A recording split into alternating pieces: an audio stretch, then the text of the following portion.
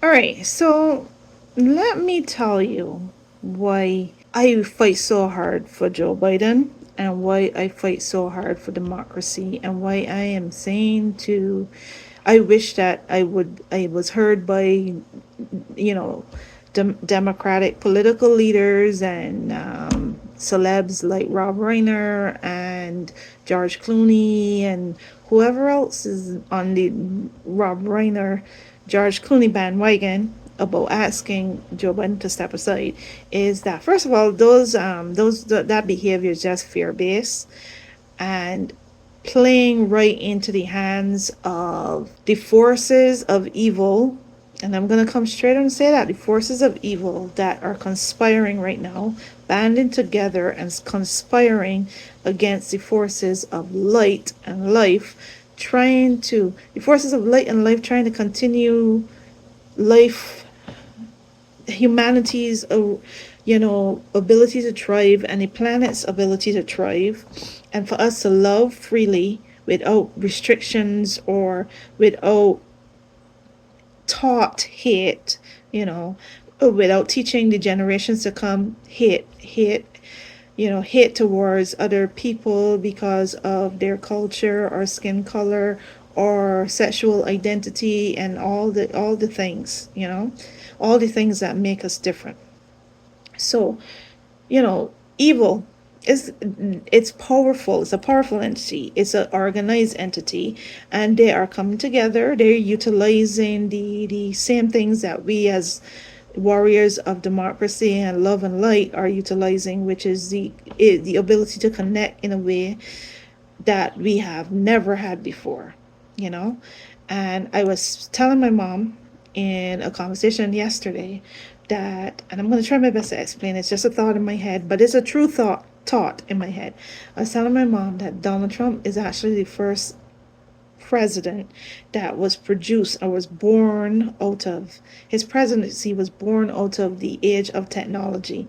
Russia was able to help in many different ways utilizing the technology that we have, and to interfere with our elections by influencing everyday people with the connection that we have, the freedom of the internet, and pretending to be Americans and, spreading rumors and doing the thing. But that was how Russia was able to interfere with the elections, you know.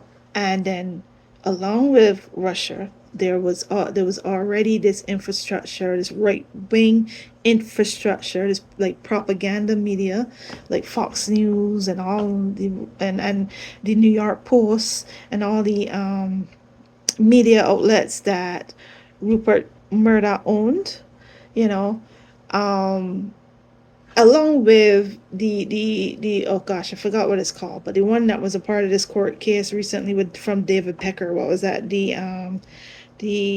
I forgot what the newspaper is called, but the tabloid newspaper that also helped out. Okay, so David Pecker and many people, there were many deals that went into Trump's first presidential campaign, and that is what he just recently got in trouble for. Laying on documents and misleading the American public, and I don't remember all the legal terms and stuff right now. But that's what he got in trouble for. That's what he was found guilty of on the 34 counts, right? And I know a lot of people would like to downplay it and pretend that that's not important, but that's very important. It shows a continuation of a pattern of not giving a rat's dookie about laws, and just feeling as though they can do what they want. So many things played into the role of him becoming president. Then, as a president, he was lawless and irresponsible and did not give a dookie about rules or laws. He just wanted to do what he wanted to do, and he made a whole bunch of deals. He tried to extort Zelensky, president of Ukraine, right, to get dirt on Joe Biden because he wanted to beat Joe Biden in the election, and he did a whole bunch of underhanded shit up to the point where he even led or whatever the word is, led, influence, caused an insurrection, on January 6th, which I saw coming a mile away. And anybody that would have been paying attention would have saw that coming a mile away. And then, you know, now we're here in the 2024 elections. And a lot of the same things that were played and tested and tried in 2016 and 2020 is either they're doing it again, they're trying again, right? So this time, as people say, it was like but her emails, and this time it is Joe Biden's age, right? Which, by the way, he's only 3 years older than Donald Trump. So it doesn't even make that much sense. But nevertheless, and both of them are old men, and both of them show signs of age decline. But to me, Donald Trump shows signs of decline in a way that actually can be, signs of an illness and an inability to lead, not only because he's lawless, but also because you could see that he's not well. You can tell that he's not well, but the media is trying to cover that up. And the most annoying thing about me saying something like that, the media is trying to cover that up. And is that they're also saying the same thing about our side. So it's very complicated. The waters are muddied, and they say the same thing that we say. So it's almost sound like both sides are just pointing fingers. Whereas one side is speaking the truth, and the other side is muddying the waters and telling lies and spreading propaganda and projecting and doing all the things that they do. And let me just get to the thing of today, right? Two points. Today, Midas Touch, which I recommend that people, like, if people really want to be informed, outside of mainstream media or outside of media that's going to just, make you feel hopeless and like we already lost and all that kind of stuff, I would go with Midas Touch. That's a good place to be informed and all aspects of this thing with the law and the court cases and what's happening in the political arena, etc., etc. You get good information from Midas Touch. So anyway, Midas Touch posted today that Viktor Orban, leader of Hungary, autocratic leader of Hungary, is meeting Donald Trump at Mar-a-Lago today, which is, I would think, is the second time that he has met with Donald Trump within the last 6 months. I don't remember exactly when it was.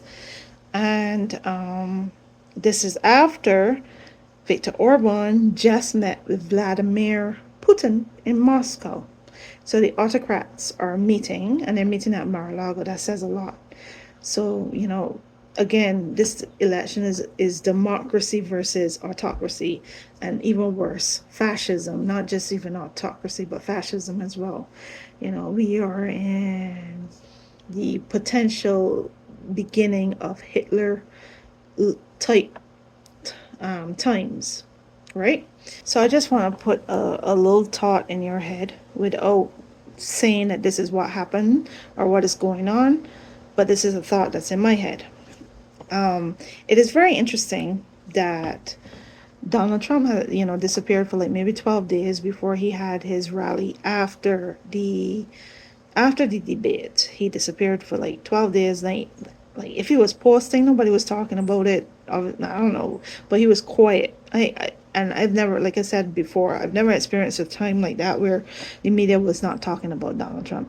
The media was hyper focused on Joe Biden and what happened at the debates. However, whatever that was, because I didn't watch the debates.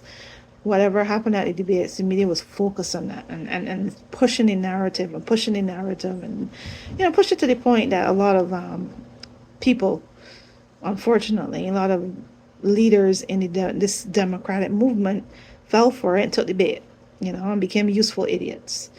So it is very interesting that Donald Trump, like I said, was quiet during the time that the media was beating up on Joe Biden hard, even after he proved himself many times with many events and many speeches after that, to show that there is not a decline, and what he said is what it is, which is, you could be tired. Tired is a normal thing, and we'll have a conversation about that another time. But there are times where when I am exhausted, I can like almost seem like I have cognitive decline. You know, it's possible. It's very, very possible. So anyway, that's just something to be, to think about. Like all the deals that Donald Trump makes was a deal that Donald Trump made with mainstream media.